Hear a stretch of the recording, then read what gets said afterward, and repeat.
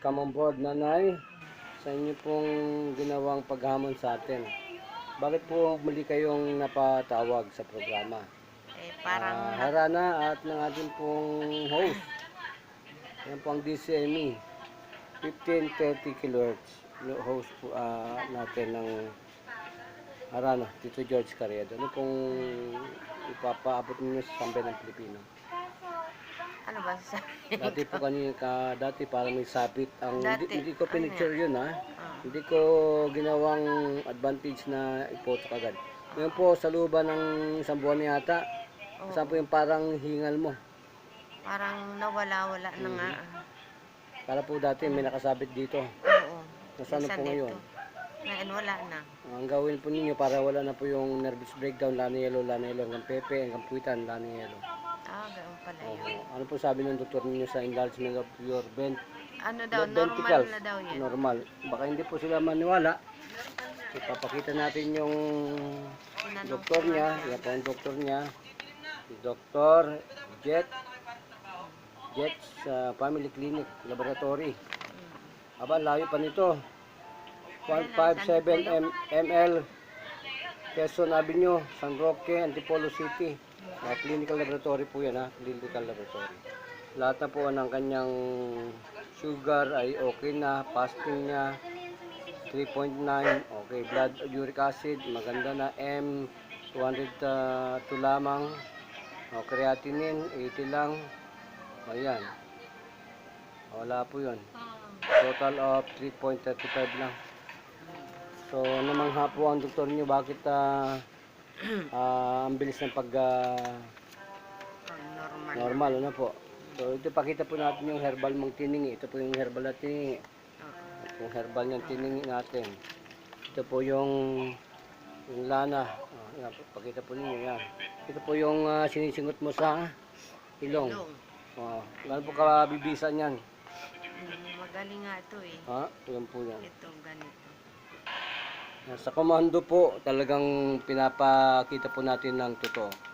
Sa bayan at tapatan lang po ang ating pong programa po ng Harana, DCME at ng kapatiran po ng Guardians sa bayan. Pagsuntok po nito, beauty ka. Nanay, magpakilala sa programa. Pangalan po ninyo? Ako si Imelda Amado. Ilang taong gulang po kayo? 63. Ilang taon na po kayong nahirapan po sa puso na yan? Left ventricles enlarged. Parang ano lang siya, mga sabit. 3 buwan siguro yan. May sabit. Hindi ko Para po may sabit ang hininga. Laging pagod, ganon. Oo. Ngayon po sa paggalaw ninyo ngayon, nung buwan po nakasingot kayo? Parang nawala-wala na siya.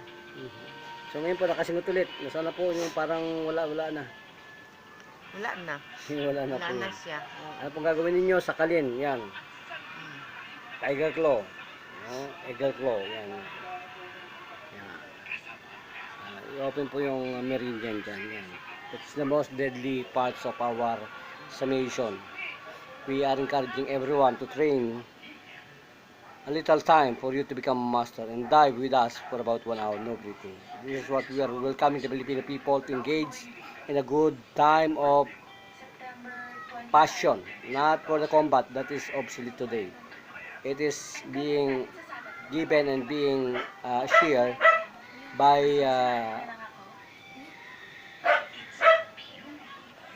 knowing the divine providence of our Lord. Divine providence, not for the combat and for the war. Tama, brother? Hindi para sa suntukan. Ano po masabi niyo sa lola niyo? Nanay mo, ano masabi niyo sa nanay mo sa nangyari? Okay na. Okay, wala na po yun. So sa Barcos Bay po, ang lana yellow lang yan. Nanay, magpasalamat na po at panawagan po ninyo sa lahat ng kababayan natin dito sa Pilipinas. Sa ano ba? Panawagan po ninyo. Magpagamot na tayo. Magpagamot na tayo sa Daglian. Ayan? Dagli ang galing. Dagli ang galing. Wala pong hiling-hiling lang. Dagli ang galing. Dagli ang galing. Ang hiling po nasa Diyos. Bababa muna yun sa langit bago ka gumaling. Dito po Daglian. Bypass na po ang hiling. Combat. Nanay, wala ka ng parting message muli. Panawagan. Ay, wala. Pagkaman na po ang mga senior citizen. Nabablank ko nga ako So sa lahat po na nakatune sa ating pong Harana, this is the actual footage of visiting our patient, Miss Amado Emily. Imelda Amado. Ilang years po kayo? 63. 63. So, sa lahat po nakatune in, it is live here at Barangay Abang Parang, Angun, Rizal, Philippines. Nagpapatrol po at naglingkod bayan sa inyo lahat. Brother Jun Ugare, at nagsabi po, Diyos mabalos, mabuhay po ang Pilipino, at tangkilikin ang sariling ating at ang ating pong kultura. Yan po ang Pinoy, Diyos mabalos.